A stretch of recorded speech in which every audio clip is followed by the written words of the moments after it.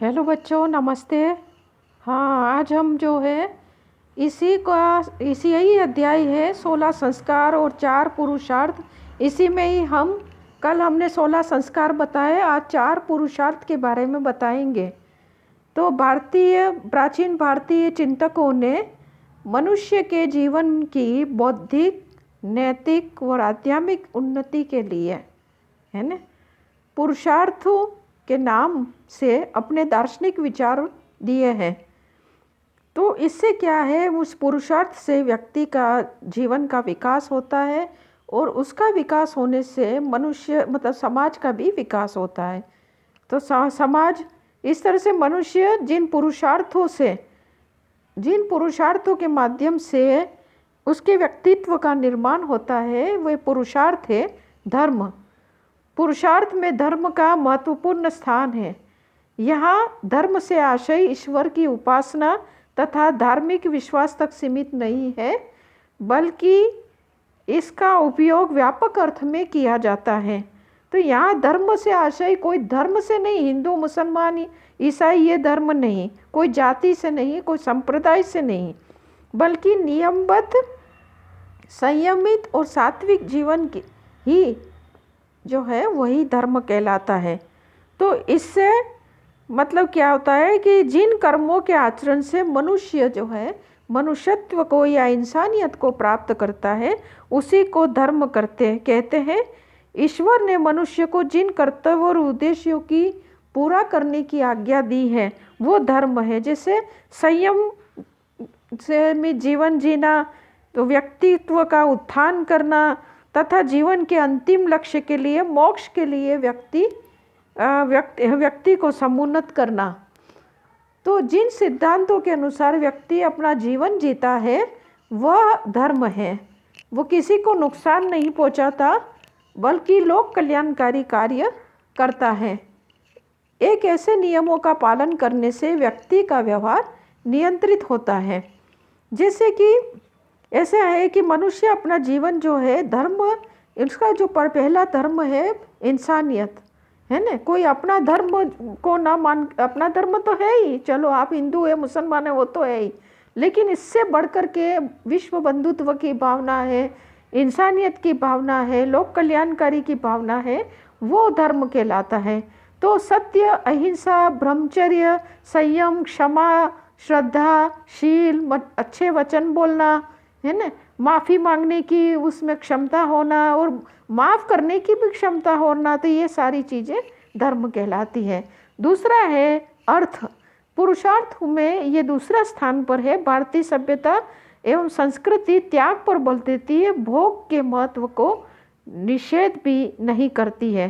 तो मतलब जो अर्थ है, ऐसा है कि पैसा तो कमाना चाहिए, लेकिन पैसा ऐसे नहीं कमाना चाहिए कि जिससे कि किसी की चोरी कर ली आपने, है ना, चोरी कर ली, किसी को पीड़ित कर लिया, वेश्यावृत्ति कर ली, रिश्वतखोरी कर ली, किसी को दुखी या करके और उससे मतलब पैसा धनोपार्जन किया, या तो इस तरह की जो है वो इस तरह से धन नहीं कमाना चाहिए। धन जो है बहुत ही ईमानदारी से कमाना चाहिए। ऐसा है कि जो धन जो एक ऐसी चीज़ है, इससे मनुष्य अपना जो है अर्थ जो यानी जो धन है या अर्थ को धनोपार्जन ही है। धन एक ऐसा मतलब है कि उससे सांसारिक सुख भी उपलब्ध होते हैं। उनके पास मतलब मित्र, विद्या, ऐशो आराम, समाज में प्रतिष्ठा सभी मिलती है। बिना धन वाले व्यक्ति का जीवन बड़ा ही कठोर और नरक के समान होता है, उसका कोई अपना नहीं होता। और बिना धन के न तो मतलब जो है हवन होता है, न धार्मिक तीर्थ स्थलों की यात्रा कर सकते हैं, न किसी को हम दान दक्षिणा दे सकते हैं। तो मतलब ये सब नहीं होता। इसलिए धन भी कमाना जरूरी है, लेकिन ऐसे धन का नहीं कमाना चाहिए जिससे किसी को दुख पहुंचता हो या समाज के अंदर वो चीज़ निषेध की गई हो।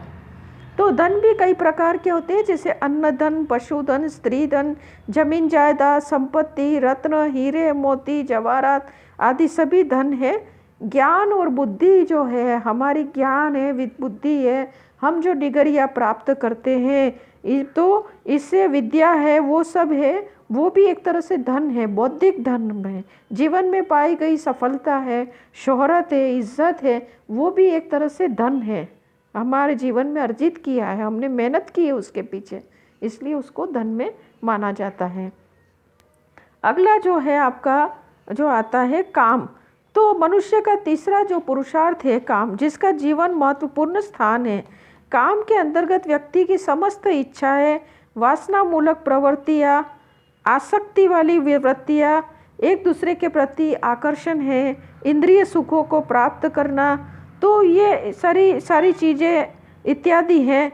और काम से वशीभूत होकर ही मनुष्य किसी के प्रति आकर्षित होता है, उससे प्रेम करता है, उसके संभोग करता है, बच्चे होते हैं। लेकिन काम का मतलब केवल यही काम नहीं है ना। काम का मतलब ये भी है कि आप मतलब कोई कामनाएं रखते हो, कोई इच्छा रखते हो, कोई चाहत रखते हो, तो वो भी एक काम है। किसी से अनुराग रखते हो, वात्सल्य रखते हो, ममतामयी आपकी मूर्त है, स्नेह है, प्रेम है, आकर्षण है, ये सारे काम कहलाते हैं। तो काम में वो भी चीज़ आती है। अगर मनुष्य इससे तृप्त नहीं होता है, अगर मनुष्य तृप्त व प्रसन्न इससे रहता है, और इच्छाओं की तृप्ति नहीं होने से क्या होता है, मनुष्य तनाव में रहता है, आक्रोश आ जाता है, गुस्सा एकदम करता है, उसका जीवन निराशा और हताशाओं से भर जाता है, जो मनुष्य के मानसिक और बौद्धिक विकास में घातक होता है। तो काम में मात्र यौन सुख या यही यौन सुख है को मानना ही न्यायोचित नहीं होगा। काम के जो के अंदर हम जीवन के वो जीवन में जो हम कामनाएं रखते हैं, इच्छाएं रखते हैं, उम्मीदें रखते हैं, चाहत रखते हैं, अभिलाषा रखते हैं, ये सारी चीज़ जिससे हम जो है इसी के आधार पर हम सफलता को प्राप्त करते हैं, तो वो सब काम कहलाता है, वो काम में ही आता है। जैसे कि आपने एक इच्छा रखी है कि मुझे पढ़ लिख करके डॉक्टर बनना है, इंजीनियर बनना है, लेक्चरर बनना है, तो आपने एक चाहत रखी, चाहत से आप उसकी इन इच्छाओं को आप पूरा कर रहे हो, पूरा करके फिर आप उस जो है एक लक्ष्य को प्राप्त करके आप समाज में कोई डॉक्टर बनते हो, इंजीनियर बनते हो, या आप जो लेक्चरर बनते हो या चित्रकार बनते हो, तो ये सारी चीज़ें जो है वो काम में ही सम्मिलित होती है ना। तो इससे मतलब क्या है, मानव विकास होता है, मानव विकास से समाज का विकास होता है और देश भी बहुत विकसित बनता है। तो इन सब चीज़ों को मानते हैं। मोक्ष, जीवन का अंतिम लक्ष्य मोक्ष है, और मोक्ष आदमी जीवन का अंतिम और उच्चतम आदर्श है। अपने जीवन के सभी कार्यों को धर्मानुसार व सात्विकता पूर्वक करने के बाद जब मनुष्य बुढ़ापे में प्रवेश करता है, तब मोक्ष की प्राप्ति में संलग्न रहता है। वह लौकिक सुखों को त्याग करके परलौकिक सुखों को तरफ अग्रसर होता है, आध्यात्मिकता के आधार पर परम भक्त की तरफ बढ़ता है तथा मोक्ष को प्राप्त करता है। अतः आत्मा एवं परमात्मा का तादात्म्य परम मोक्ष और आनंद की अनुभूति होती है। मोक्ष की प्राप्ति का जो मोक्ष प्राप्ति का ये अर्थ है आत्मा की मुक्ति, न कि संसार से मुक्ति प्राप्त करना, ये मोक्ष नहीं कहलाता है। कुप्रवृत्तियों से दूर होकर के सात्विक प्रवृत्तियों की तरफ बढ़ना, मनुष्य को सात्विक ज्ञान की प्राप्ति होती है, और मनुष्य को सात्विक ज्ञान की प्राप्ति होती है तब उस पर से माया, लालच, लोभ, ये सब जो चीज़ें कुप्रवृत्तियाँ हैं वो हट जाती है। इसको मतलब वो मान नहीं देता है, और उससे इसको केवल ये कि आत्मज्ञान की प्राप्ति होती है। तो मोक्ष प्राप्ति के जो 3 मार्ग हैं, कर्म, ज्ञान और भक्ति, तो मनुष्य इसी से मोक्ष की तरफ बढ़ता है। तो हमने जो बताया है कि मनुष्य के मतलब मनु ने जो बताया है कि मनुष्य को कई ऋणों, देव ऋण है, जैसे 3 ऋण तो है, देव ऋण है, ऋषि ऋण है, पितृ ऋण को पूरा करना। तो ये मोक्ष के लिए प्रयत्न करना चाहिए। ईश्वर तक पहुंचने के लिए भी इन सब चीज़ों को मतलब समाज में और अपने व्यक्तित्व में डालना ज़रूरी होता है। तो आपका मन साफ है तो आप मतलब आपका मन साफ है तो आप सब कुछ कर सकते हो। और मतलब समाज का आपके व्यक्तित्व का विकास होगा, समाज का विकास होगा, आपके परिवार और आपके खानदान की इज्जत बढ़ेगी। तो ये सब है।